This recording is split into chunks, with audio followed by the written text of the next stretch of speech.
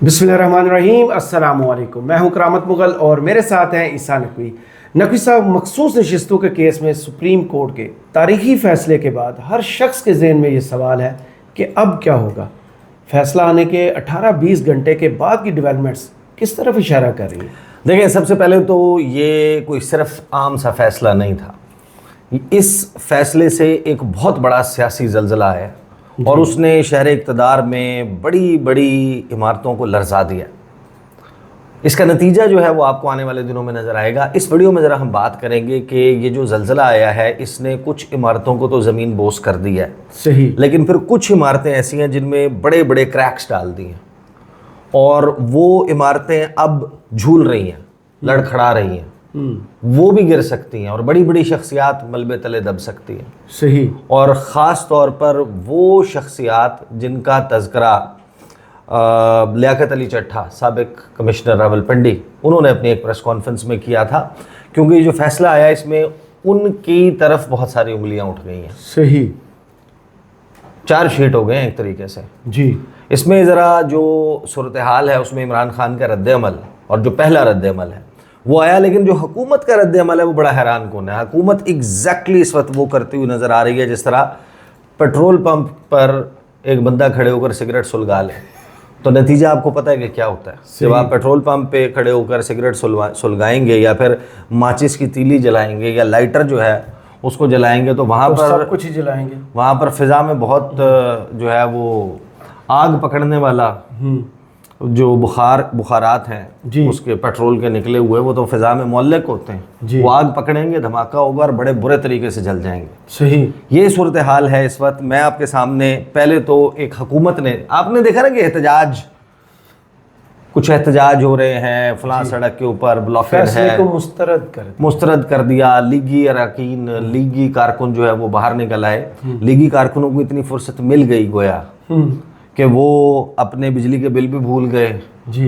वो गुज़श्ता 2 साल से ज़ायद हो गया, अब तकरीबन 2.25 साल 2.5 साल में जो इस मुल्क में हुआ है, महंगाई की सूरत हाल में, मुआशी सूरत हाल में, जो उनके किचन, जो उनके बजट, जो उनकी सैलरीज, उनके ऊपर जो कट लगा, वो सब कुछ भूल गए।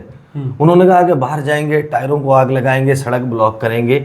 मैं आपको बताऊं, ये एग्जैक्टली ये टेक्स्ट बुक में लिखना चाहिए व्हाट नॉट टू डू। मैं उसकी वजह बताता हूं कि इसमें एग्जैक्टली ये कर क्या रहे हैं और इसका नतीजा इनके लिए क्या हो सकता है। हुकूमत की तरफ से जो रद्द-ए-अमल है, पहले इमरान खान साहब का रद्द-ए-अमल, क्योंकि देखें फैसले और उसकी जुज़ियात पर बात हो चुकी, तो ज़रा आगे की स्टोरी के ऊपर चलते हैं। इमरान खान का रद्द-ए-अमल क्या आया?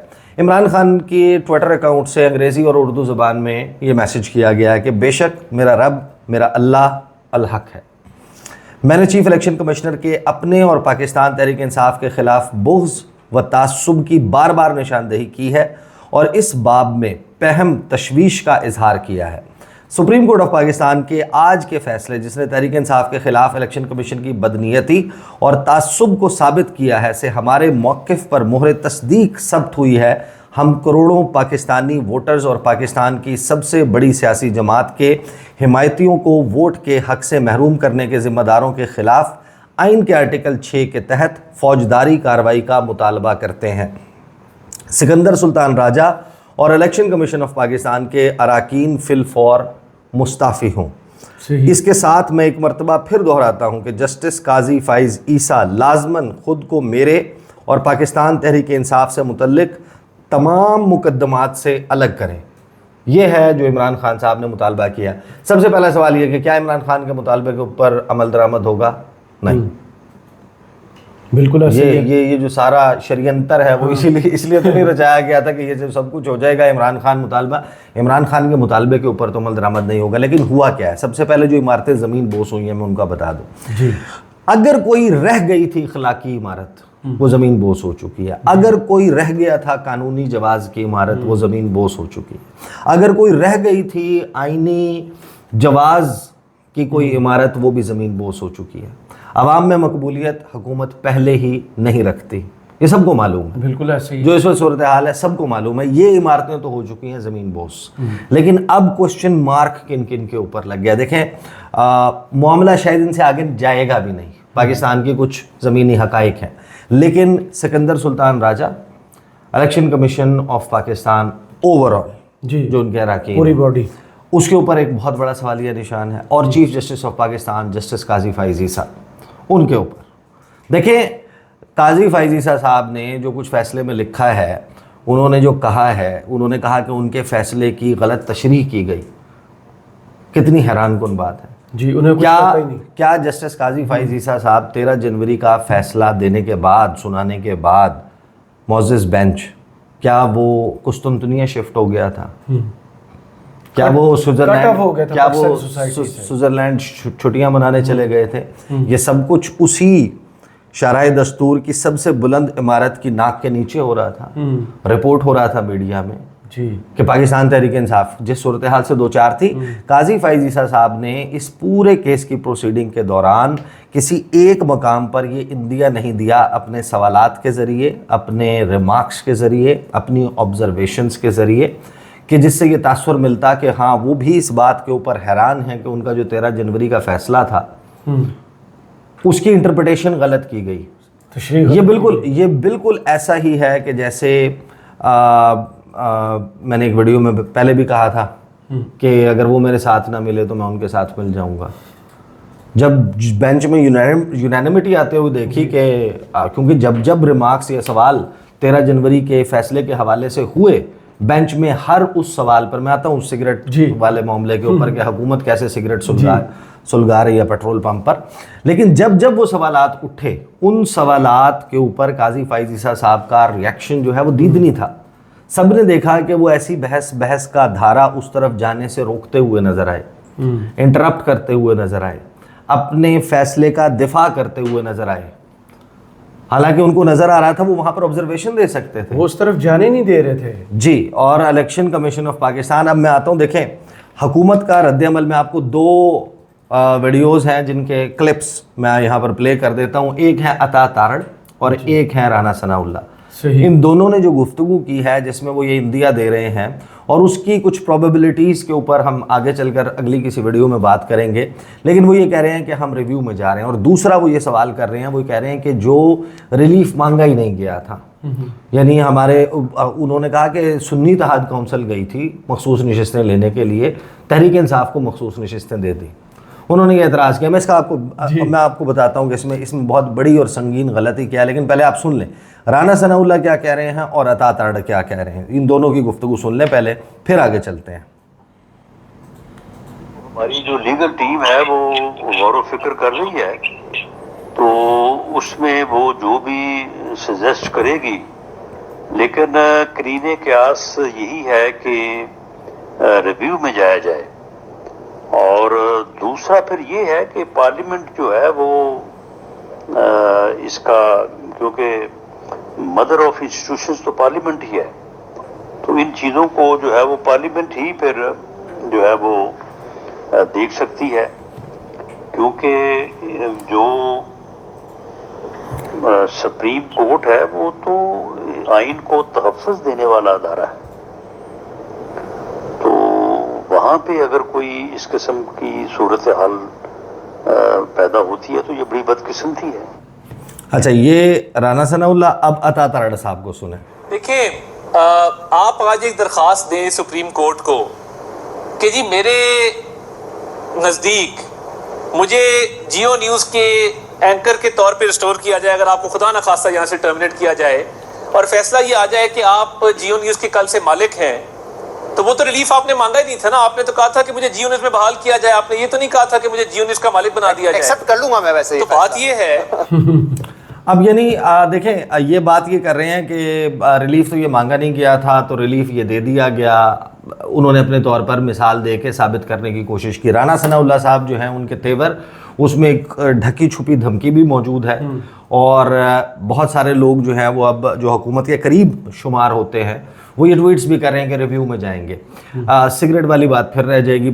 चले सिगरेट वाली बात, वो क्योंकि बड़ी बड़ी दिलचस्प बात है कि हुकूमत जो एग्जैक्टली कर रही है उसके रेपरकशंस क्या हो सकते हैं, वो बड़ा इंपॉर्टेंट है समझना।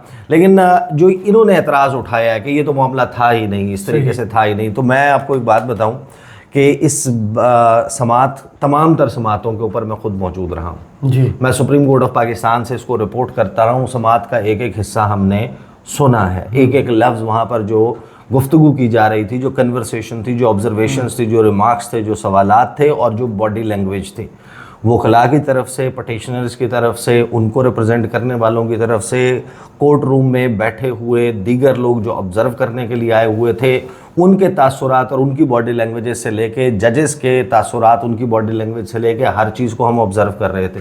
गूंगे बहरे बनकर वहाँ पर नहीं बैठे हुए थे। ये जो राना सनाउल्लाह साहब बात कह रहे हैं और अता तारड़ बात कह रहे हैं, ये सवालात इलेक्शन कमीशन ऑफ पाकिस्तान के वकील से, अटॉर्नी जनरल ऑफ पाकिस्तान से बार बार किए गए। जी, ये आपको मैं बताता हूँ ये कैसे मिला। अभी तो डिटेल्ड, ये देखें रिव्यू की इन्होंने एक तो जंप द गन, रिव्यू की आपने बातें शुरू कर दी हैं और आपने ये सब कुछ, जब तक आपने डिटेल्ड जजमेंट नहीं देखी, आपने अभी उनकी रीजनिंग नहीं देखी। जिस तरह ये साइफर वाले केस में तोशा खाना में सुप्रीम कोर्ट अप्रोच कर चुके हैं, डिटेल्ड जजमेंट देखे बगैर आपने वो फैसला कर लिया। यहाँ पर अभी डिटेल्ड जजमेंट नहीं आई तो आपने ये सारे इंडिकेशंस देने शुरू कर दिए। जस्टिस अतर मिनल्ला ने, सवालात को तो छोड़ दें, जस्टिस अतर मिनल्ला ने जो इजाफी नोट लिखा था, एडिशनल नोट, वो क्या था? जी, इलेक्शन कमीशन ऑफ पाकिस्तान से 13 जनवरी के फैसले की गलत इंटरप्रिटेशन के नतीजे में जो कॉन्सिक्वेंसेस, जो नताइज पाकिस्तान तहरीक इंसाफ को भुगतना पड़े, उसके ऊपर सवालिया निशान था। लेवल प्लेइंग फील्ड के ऊपर सवाल हो गया।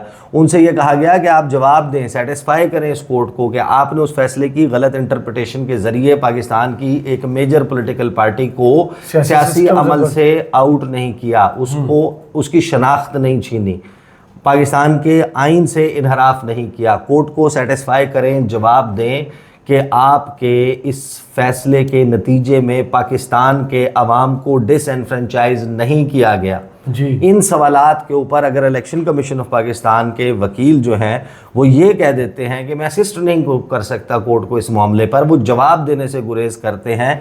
Justice Mansoor Ali Shah, justice Yahya Afridi, even justice Jamal Mandokhel, जिन्होंने eventually sided with justice Qazi Faez साहब। और एक क्वेश्चन तो काजी फैजी साहब का भी, एक क्वेश्चन तो काजी फैजी साहब का भी था। जस्टिस आयशा मलिक, जस्टिस अतर मिनल्ला, जस्टिस मोहम्मद अली मजहर, जस्टिस हसन अजहर रिजवी, दीगर जज साहिबान, सब ने इलेक्शन कमीशन ऑफ पाकिस्तान से घुमा फिरा कर उसके हक में या उसके खिलाफ सवाल ज़रूर किए कि आप 13 जनवरी या इस तमाम प्रोसेस में अपना जो सारा गो अबाउट था उसको एक्सप्लेन करें। जब आप उसको जवाब ही देने से कतराएंगे, भाग जाएंगे, तो सवाल तो वो अब आप देखेंगे जिस वक्त भी इसकी डिटेल्ड जजमेंट आएगी आपको ये सारी चीज़ें मिलेंगी। इलेक्शन कमीशन ऑफ पाकिस्तान को कहा जाता रहा कि आप जवाब दें। अटॉर्नी जनरल, इलेक्शन कमीशन, हुकूमत को रिप्रेजेंट करने वाले, इसमें जो हुकूमती जमातें हैं जो बंदरबांट में ये सीटें लेना चाह रही थी, उन सब में से किसी ने जो है वो इसके ऊपर जवाब नहीं दिया। जब आप जवाब ही नहीं देंगे, सवाल का तो मैटर तो आ गया था सुप्रीम कोर्ट ऑफ पाकिस्तान में, चाहे जजेस की तरफ से आया था बट आ गया था। अच्छा, यहाँ तक तो ये मामला हो गया। अब इसके ऊपर भी मजीद कुछ गुफ्तगू बाकी है, वो भी हम बाद में करेंगे। लेकिन अब आ जाते हैं कि हुकूमत ने, क्योंकि देखें अभी इनिशियल स्टेज है, अभी ये गुबार जो है ये छटेगा, अभी पिक्चर जो है वो उस पर से धुंध खत्म होगी, अभी बहुत सारे मनाजिर वाजे होंगे। काजी फाइज ईसा साहब ने भी पाकिस्तान तहरीक इंसाफ को, देखें 11 जजेस ने तहरीक इंसाफ को पार्लियामेंट्री पार्टी कंसिडर किया है, तस्लीम किया है कि उसका वजूद था, है और रहेगा, उसको ख़त्म नहीं किया गया। इलेक्शन कमीशन की वजाहत भी उसको ख़त्म करने का एक तरीक़ाकार था। आर्टिकल 17 अगर ख़त्म करना है उसका तरीक़ाकार है, रेफरेंस बनाएं, भेजें, बताएं कि पाकिस्तान की सॉवरेनिटी के, पाकिस्तान के वजूद के, सालमियत के ख़िलाफ़ है ये जमात, लिहाजा ये रेफरेंस भेजा जाता है। सुप्रीम कोर्ट 14-15 दिन में उसके ऊपर फैसला करेगी, वो फैसला भिजवा दिया जाएगा election Commission of Pakistan. Election Commission of Pakistan उसको अकॉर्डिंगली डी नोटिफाई कर देगा, डी लिस्ट कर देगा, ख़त्म कर देगा, बैन कर देगा। ये तरीक़ाकार है सियासी जमात को बैन करने का। इसके ऊपर अगर आप सेटिस्फाई नहीं कर सके कोर्ट को कि हमने ये क्यों किया था, तो फिर जाहिर है कि फैसला फिर इसी तरीके से आना था। दौड़ को किसी एक ख़ास मकाम से नहीं देखा जा सकता, दौड़ का पूरा देखा जाना ज़रूरी है। कहाँ से स्टार्ट हुआ था, एक बंदा बॉलर है, वो भागता हुआ आता है, आप उसके रन अप से काउंट करते हैं उसकी बॉलिंग को ना जी, गेज करते हैं कि कहाँ से। आप सिर्फ वो आखिर में जाके आखिरी चीज़ का रिप्ले देख के तो नहीं आप फैसला दे सकते।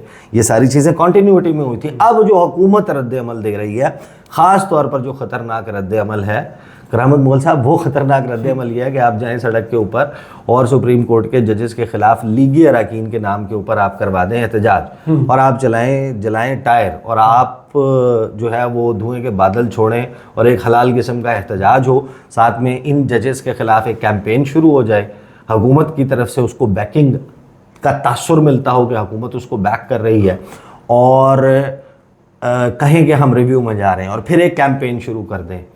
आप खुद सोचें, अगर बाय मेजॉरिटी 8 जजेस सुप्रीम कोर्ट के ये फैसला दे रहे हैं और आप उन पर अटैक करना शुरू कर देते हैं, एंड रिमेंबर दैट फिल वक्त उनमें अनटिल एंड अनलेस कोई नई चीज़ नहीं हो जाती, एक शख्स वो है जिसने पाकिस्तान का अगला चीफ जस्टिस बनना है, जस्टिस मंसूर अली शाह। जस्टिस मंसूर अली शाह। आप जब वहाँ पर पंगा ले रहे हैं तो आप बेसिकली पेट्रोल पंप पर खड़े हुए हैं और आपने माचिस हाथ में पकड़कर सिगरेट सुलगाना शुरू किया है।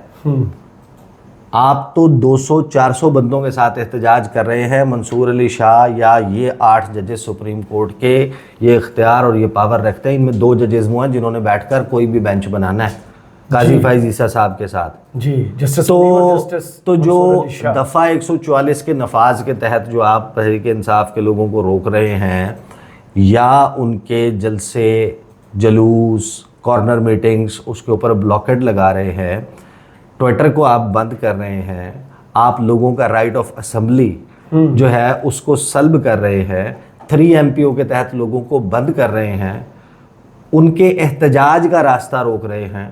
ये 8 जजेस 2 जो बेंच बनाने के इख्तियार में कमेटी में मौजूद हैं, जब आप उनके खिलाफ एक कैंपेन चलाएंगे, बेसिकली आप उनको उकसा रहे हैं, दावत दे रहे हैं कि हमारी ये जो तमाम एक्शंस हैं इनको रोक दो, तो 4 लाख का एहतजाज होगा। आप 400 का करेंगे, वो 4 लाख का होगा, वो इनके फेवर में होगा, हुकूमत के खिलाफ होगा। आपने बेसिकली पेट्रोल पंप पे खड़े होकर सिगरेट सुलगा ली। अगर आप इसको कंटिन्यू करते हैं और इन जजेस को अटैक करना शुरू कर देते हैं इसके ऊपर, जैसे हाई कोर्ट पे शुरू किया हुआ है। देखें, जो सबसे बेहतरीन तरीका होता है वो ये होता है कि आफियत किस्में होती है कि आप खुले दिल से अपनी एक शिकस्त को तस्लीम करें। ये गलत हुआ था, ये गलत है। जैसे और आपने हर 3 किताब के अप्रैल मुताबिक 2022 को आके मुबारकबादें वसूल की थी ना और दी थी, आज भी निकल के अदलिया के साथ खड़े होते, देते मुबारकबाद। और जो देखें, काजी फैज़ ईसा साहब जो हैं, बहुत सारे लोग तबसरे कर रहे हैं कि काजी फैज़ ईसा जो हैं वो अब रिटायर हो गए हैं टेक्निकली। हाँ, बहुत सारे लोग ये कह रहे हैं। ऐसा कभी किसी चीफ जस्टिस के साथ हुआ नहीं। देखें, अब आपने अपना वज़न जो है वो डालना शुरू कर दिया है अभी भी काजी फैज़ ईसा साहब के पलड़े में, और आप मुस्तकबिल के चीफ जस्टिस जिनके साथ हमें 8 जजेस खड़े हुए नजर आए, आपने उनको अटैक करना शुरू कर दिया, जिनमें फ्यूचर के भी मैं यानी कि जान के अमान पाऊँ तो मैं एक मिसाल अगर दे दूँ, अगर, और इसको मिसाल ही समझा जाए, किसी की तज़हीक मकसूद नहीं है, सही, लेकिन जो बात अतर मिनल्ला साहब ने की थी जी, जब ये ब्लैक शीप वाला कमेंट आया था वज़ीर आज़म पाकिस्तान की तरफ से, काली भेड़ों वाला, जी, तो उसके ऊपर उन्होंने कहा था कि अटॉर्नी जनरल साहब, हम black sheep, we are not black sheep, we are black bumble bees. जी, अब वो ब्लैक बम्बल बीज की क्वालिटी कुछ और होती है, वो मैं एक वीडियो में एक्सप्लेन भी कर चुका हूँ। वो जो ब्लैक बम्बल बी होती है वो काटती है, जिंदा रहती है। शहद की मक्खी जो है वो जब काटती है तो कहा जाता है कि वो मर जाती है, वंस फॉर ऑल, उसका एक ही चांस होता है। तो जो शहद की मक्खी अपना जहर किसी में उतार कर अब एक्सपायर डेथ साइकिल में आ चुकी है, उसके ऊपर अगर आप इन्वेस्ट कर रहे हैं तो आप गलत सौदा कर रहे हैं। हारे हुए घोड़े पे शर्त। देखें, शहद की मक्खी जो है वो जब डंग मार देती है, जब वो काट लेती है, जब अपना जहर उतार देती है तो फिर वो मर जाती है। इसके बारे में आप पढ़ लें साइंटिफिकली, ये बात। हाँ, कुछ अकसाम हैं, हॉर्नेट्स हैं, कुछ और हैं जो सर्वाइव करती हैं, लेकिन जो हनी बी है वो अपना जहर उतारने को, डंग मारने के बाद मर जाती है। तो अगर कोई अपने एक बड़े फैसले जिसमें थोड़ी सी समझेंगे ज़्यादती हो गई, उसके बाद अगर सूरत हाल उसके लिए फेवरेबल नहीं रही, और for some other reason, then you have to decide. आपने कैंपेन लॉन्च करनी है तो फिर आप देख लेंगे, वो जब आप उनको सताएंगे तो फिर आप रक्षा चलाएंगे, मान नहीं पाएंगे। हाँ, बहुत शुक्रिया ईसा नकवी आपके तजिए का। कमेंट्स बॉक्स में ज़रूर बताइए ये वीडियो आपको कैसी लगी। इजाज़त दीजिए। अल्लाह हाफिज़।